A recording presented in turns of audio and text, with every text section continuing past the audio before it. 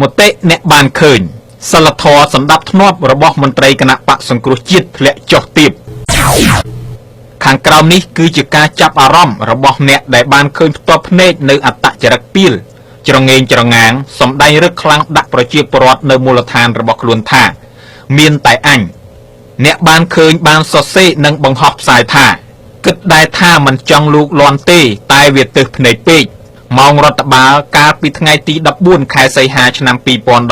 2017លោកសុនវណ្ណាជំទប់ទី2កូតាគណៈបកសង្គ្រោះជាតិអង្គុយដាក់ជើងបែបនេះនៅក្នុងសាលាឃុំនិងមុខមហាជនវាមិនសមទាល់តែសោះនេះលោកមានឋានៈត្រឹមតែជំទប់ទី2ផងចុះបើលោកធ្វើជាប្រធានក្រុមប្រឹក្សាឃុំប្រហែលជាលើកជើងដាក់លើក្បាលហើយមើលទៅជំទប់ទី2គណៈបកសង្គ្រោះជាតិរូបនេះនៅឃុំកំពេញស្រុកស្ទឹងហាវខេត្តព្រះសីហនុ